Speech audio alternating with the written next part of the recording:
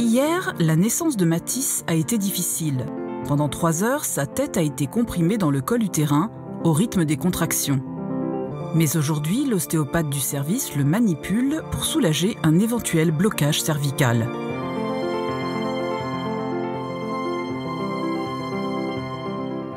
La rotation gauche, elle est quand même un petit peu plus restreinte. C'est-à-dire que quand je viens tourner à gauche, je sens qu'il y a une résistance. Il ne va pas jusqu'au bout de la rotation gauche. On va tourner un petit peu la tête à droite. Pour moi, ici, quand je viens de tourner un petit peu la tête, donc vers sa main gauche, voilà, il y va facilement, je n'ai pas de résistance.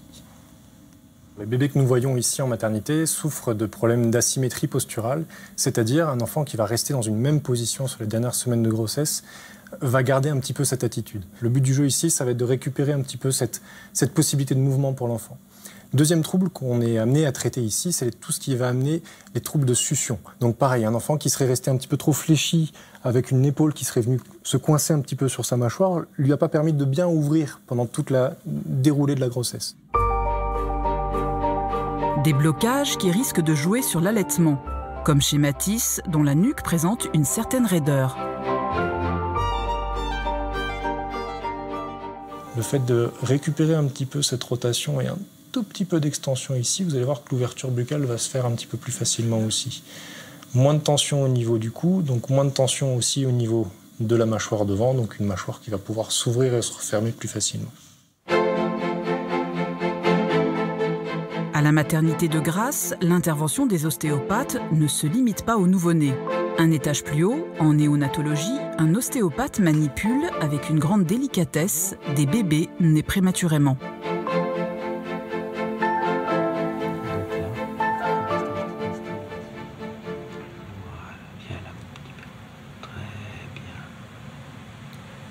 Il faut le temps qu'il nous apprivoise un petit peu, c'est la première fois qu'on se voit.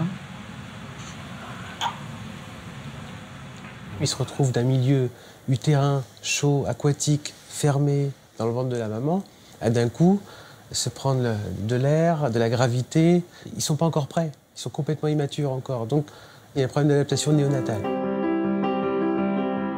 Avec ces bébés prématurés, hypersensibles, l'objectif n'est pas de réparer les conséquences de la grossesse ou de l'accouchement, mais de soulager et surtout de détendre. Comme Tom, né à 33 semaines, dont les problèmes respiratoires sont source de stress. Ce doigt dans la bouche, il va nous servir à faire un contre-appui en fait sur le palais. Il va nous servir à vérifier le placement de la langue au cours de la succion. Il va nous servir à traiter par contre certains problèmes mécaniques qu'il peut y avoir au niveau de la mâchoire. Pendant ce temps-là, le plus important en fait, c'est surtout les 2 doigts que j'ai derrière et qui sont juste sous la base de mon crâne, parce qu'à cet endroit-là, c'est une zone qui en fait agit sur un système qui est justement modérateur, qui calme un peu le corps. C'est aussi le nerf de la déglutition.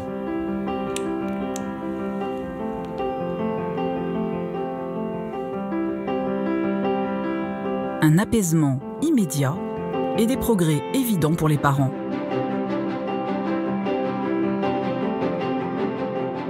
On lui a enlevé l'appareil qui lui permettait de respirer correctement. Et il y a eu également pour la prise de biberon, puisqu'il ne maîtrisait pas seul l'alimentation, il était nourri par une sonde gastrique. Et très rapidement, pareil, là, la sonde a été enlevée hier et il prend tout seul ses biberons. En totalité, 6 repas par jour.